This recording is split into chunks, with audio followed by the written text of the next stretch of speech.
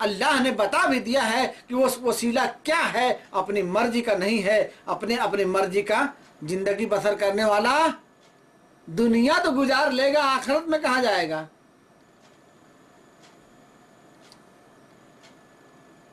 ऐ अल्लाह, मैं तेरे हर नाम के वसीले से तुझसे मांगता हूँ। जब नबी करीम सल्लल्लाहु अलैहि वसल्लम ने इस तरीके से सिखाया है कि ऐ अल्लाह, मैं तेरे हर नाम के वसीले से मांगता हूँ, तो हमें कोई हक भी नहीं बनता है कि हम अपनी तरफ से मांग ले। दूसरी बात यह है कि ये सारी मोहब्बत एक तरफ और नबी करीम सल्लल्लाहु अलैहि वसल्लम की बताई हुई हिदायत एक तरफ है। ये हदीस नंबर मुस्लिम शरीफ की हदीस है 489 489। यहाँ पर नबी करीम सल्लल्लाहु अलैहि वसल्लम ने क्या कहा है, यानी कसरत से नमाज पढ़ा करो और नेक अमल करो। किसको कहा? उस सहाबी को कहा जो सहाबी नबी करीम सल्लल्लाहु अलैहि वसल्लम का साथ चाहता है जन्नत में, और जन्नत में जाने के लिए नबी करीम सल्लल्लाहु अलैहि वसल्लम क्या फरमा रहे हैं, कसरत से नमाज पढ़ो और नेक अमल करो। गार वालों का किस्सा मशहूर है।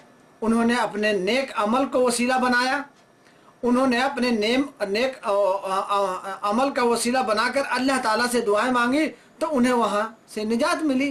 तो अपने नेक अमाल का दुआ है, अल्लाह के अच्छे नामों का वसीला है, अपने नेक अमाल का वसीला है, अपनी मर्जी का वसीला दुनिया में बड़ी मौज मस्ती तो देगा, लेकिन बड़ा दुखदाई होगा मेरे भाई। कब्र तक पहुंचते पहुंचते सारी मौज मस्ती दूर हो जाएगी, भूल जाओगे वो दुनिया। अब ये तो था जायज वसीला, और जो नाजायज है ममनुआत वसीला वो गौर फरमाए। फौत शुदा मुर्दे से पुकारना ये सब मना है। हाजत रवा ख्याल करना उनको, ये सब गलत बात है। और किसी को ऐसे को ना पुकारो जो ना तुम्हारी सुन सकता है, ना तुम्हें कोई जवाब दे सकता है, वो तो खुद मुर्दा है, तो उसका कोई वसीला नहीं है। फरमान इलाही दलील भी है इसकी, ये सूरह यूनुस की है 106।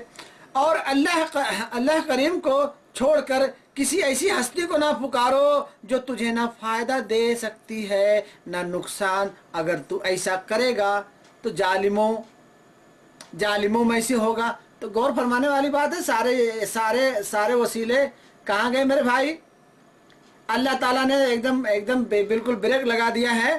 तो अब गौर फरमाए, ये सूरह यूनुस की है आयत नंबर 106। और अल्लाह करीम को छोड़कर, यानी अल्लाह रब्बुल इज्जत को छोड़कर किसी को न पुकारो मेरे भाइयों। मैं कहता हूँ कि मांगना है तो अल्लाह से मांगो यार, बंदों से क्या मांगना। जब बंदा बंदे से मांगता है तो बंदा नाराज होता है, और जब बंदा अल्लाह से नहीं मांगता तो अल्लाह नाराज होता है। मेरे दोस्तों, मांगना है तो अल्लाह से मांगो। क्यों ना तुम्हारे बटन के कुर्ते की बटन की जरूरत हो या जूते के तगमे की जरूरत हो, अल्लाह से ही मांगो। और अल्लाह करीम को छोड़कर किसी ऐसी हस्ती को ना पुकारो जो तुझे ना फायदा दे सकती है ना नुकसान। अगर तू ऐसा करेगा तो तू जालिमों में से होगा। ये तो बात मुकम्मल हो गई। आइए, क्या दुआ मांगते वक्त किसी इंसान को वास्ता की ज़रूरत है? हरगिज नहीं, कोई लस्तगा की ज़रूरत नहीं है। दुआ किसी इंसान के वास्ते के मोहताज नहीं है। बराह रास्त अल्लाह ताला फरमा रहे हैं, ऐ नबी, जब मेरे बंदे तुमसे मेरे मुताल्लिक पूछते तो उन्हें बता दो मैं उनके करीब ही हूँ। जब अल्लाह करीब है।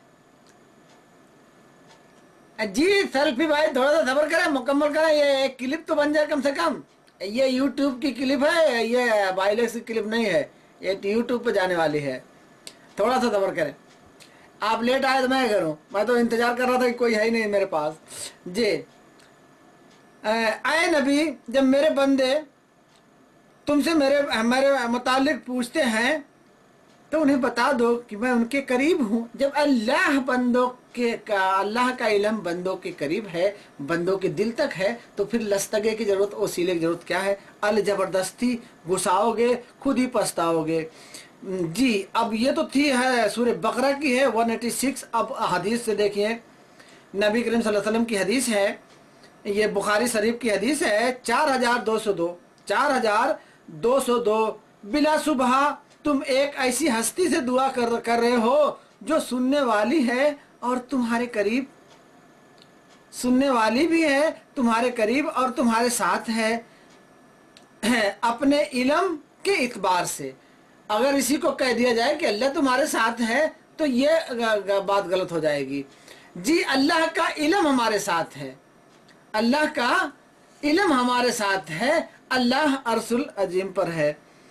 और जी, क्या जिंदा लोगों से दुआ करवाना जायज़ है? हाँ, जिंदा नेक और मुअह्हिद लोगों से दुआ के लिए कहा जा सकता है, फौजशुदा को नहीं है। वो दलील ये है सूरह मोहम्मद की आयत नंबर 19, और आप अपने गुनाहों के लिए मोमिन मर्दों और मोमिन औरतों के गुनाहों के लिए बख्शिश तलब कीजिए।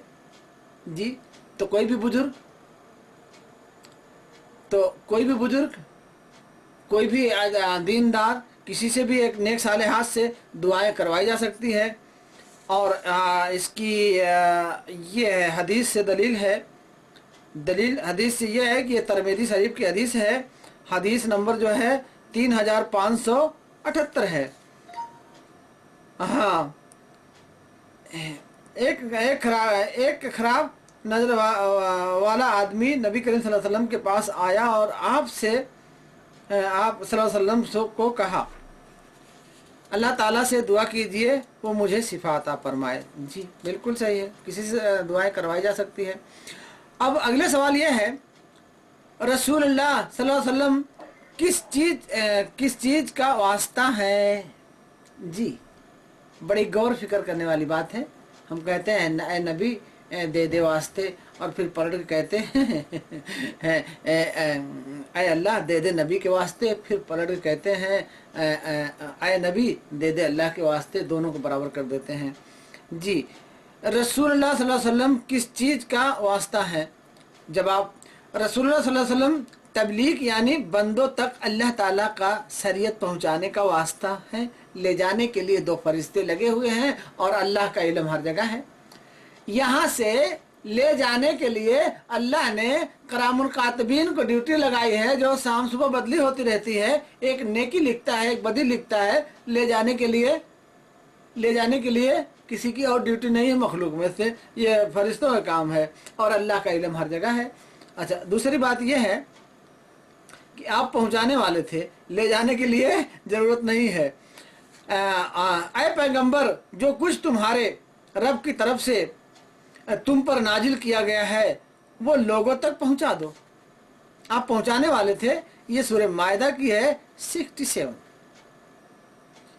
और हदीस नबवी है, ये हदीस है मुस्लिम शरीफ की 1218 यानी 1218। आप सल्लल्लाहु अलैहि वसल्लम ने सहाबा कराम से पूछा, क्या मैंने अल्लाह ताला का पैगाम पहुंचा दिया? तो सहाबा कराम ने बेज़बान होकर कहा, हाँ, आप सल्लल्लाहु अलैहि वसल्लम के मुतालिक अल्लाह ताला का पैगाम पहुंचा देने की गवाही देते हैं। इसके बाद आप सल्लल्लाहु अलैहि वसल्लम ने अल्लाह ताला से भी गवाही लिया।